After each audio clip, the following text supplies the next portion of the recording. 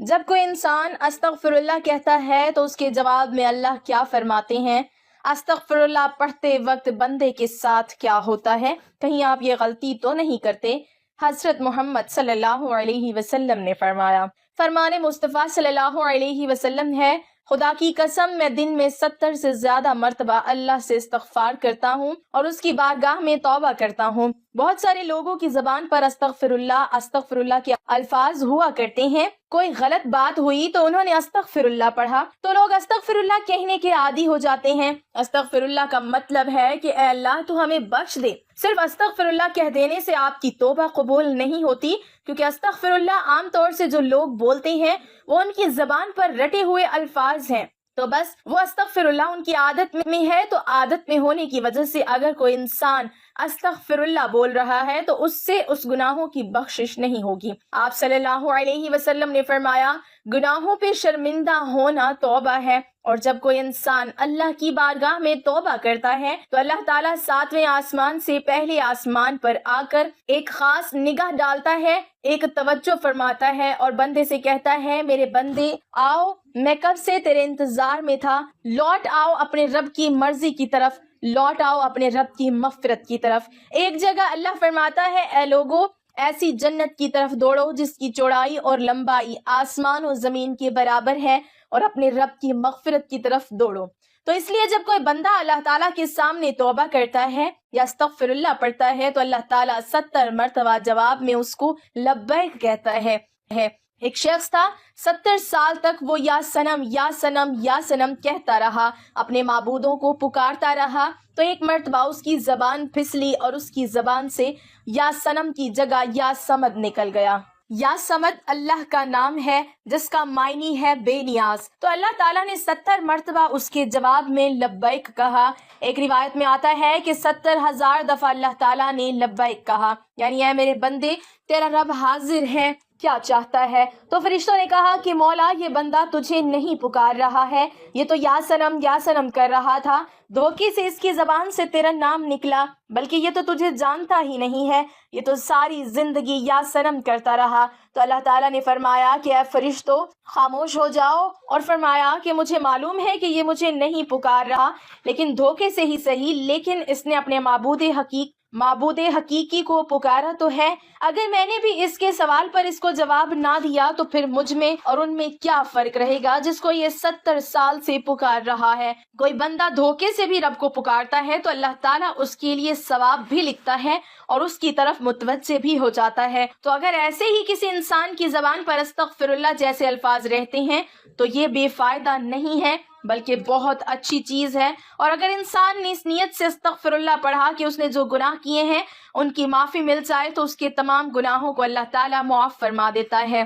جو استغفار کو لازم کر لے اللہ پاک اس کی تمام مشکلوں میں آسانی، ہر غم میں آزادی اور اسے وہاں سے روزی دے گا جہاں سے اس کا گمان بھی نہ ہو۔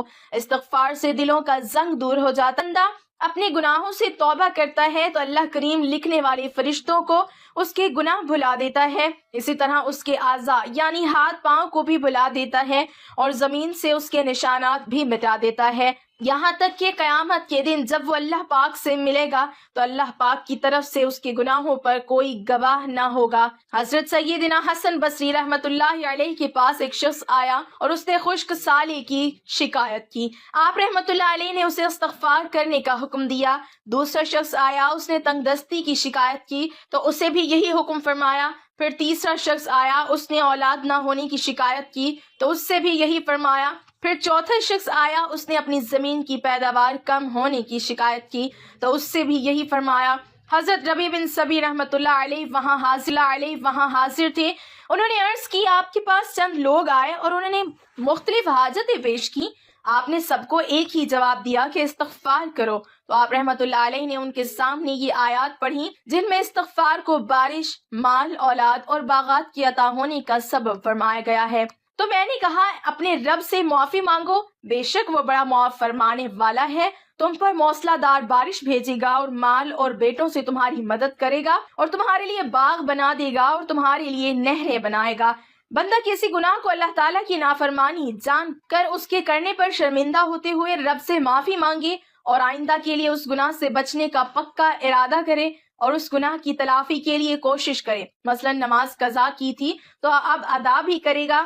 چوری کی تھی یا رشوت لی تھی تو بعد توبہ وہ مال اصل مالک یا اس کے ورثہ کو واپس کرے یا معاف کروا لے. اور اگر اصل مالک یا ورثہ نہ ملے تو ان کی طرف سے راہ خدا میں اس نیت سے صدقہ کر دے کہ وہ لوگ جب ملے اور صدقہ کرنے پر راضی نہ ہوئے تو اپنے پاس سے انہیں واپس دوں گا. توبہ استغفار کی تمام تر اہمیت اور فضائل کے باوجود بعض بد نصیب نفس و شیطان کے بہکاوے میں آ کر توبہ استغفار کرنے میں ٹال مٹول سے کام لیتے ہیں.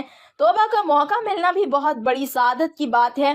بہت سے لوگوں کو توبہ کا موقع بھی نہیں ملتا اور وہ بغیر توبہ کیے اس دار فانی سے چلے جاتے ہیں. موت کا کوئی بھروسہ نہیں، اس لیے ہمیں بھی بکثرت توبہ استغفار کرنی چاہیے. قرآن مجید میں ارشاد باری تعالیٰ ہے کہ اللہ استغفار کرنے والوں پر رحم کی بارش کرتا ہے اور ان کی طاقت میں اضافہ فرماتا ہے.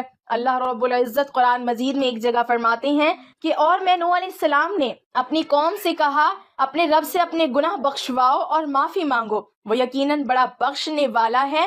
وہ تم پر آسمان کو خوب برستا ہوا چھوڑ دے گا اور تمہیں خوب پے در پے مال اور اولاد میں ترقی دے گا اور تمہیں باغات دے گا اور تمہارے لیے نہریں نکال دے گا. استغفار اللہ کی خوشنودی کا سب سے بڑا ذریعہ ہے. ایک حدیث مبارکہ ہے کہ اللہ پاک توبہ کرنے والے بندے سے اس شخص سے بھی زیادہ خوش ہوتے ہیں جس نے اپنا گم شدہ اونٹ پا لیا ہو. ہم لوگوں کو ہر وقت استغفر اللہ کہنے کی عادت ڈالنی چاہیے. اس کے علاوہ ہمیں چاہیے کہ ہم ہر وقت اللہ کا ذکر کریں. اللہ کی یاد سب سے بڑی چیز ہے.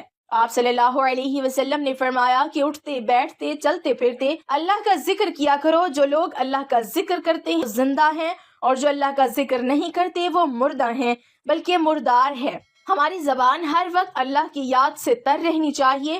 اور جب بندہ اللہ کا ذکر کرتا ہے تو شیطان چونکہ انسان کے دل پر اپنے پنجوں کو ہر وقت بٹھائے رکھتا ہے. جب بندہ اللہ کا ذکر کرتا ہے تو پھر وہ اپنے پنجوں کو ہٹا لیتا ہے اور جب وہ بندہ ذکر کرنا بند کر دیتا ہے تو وہ پھر اپنے پنجوں کو بندے کے دل پر رکھ لیتا ہے. تو اس لیے ہر وقت ہمیں اللہ کا ذکر کرنا چاہیے، درود پاک کی کثرت کرنا چاہیے، استغفر اللہ اور ہر ذکر والے الفاظ کو اپنی زبان پہ رکھنا چاہیے. اللہ پاک سے دعا ہے کہ ہمیں گناہوں سے بچنے اور سچی توبہ کی توفیق عطا فرمائے. آمین.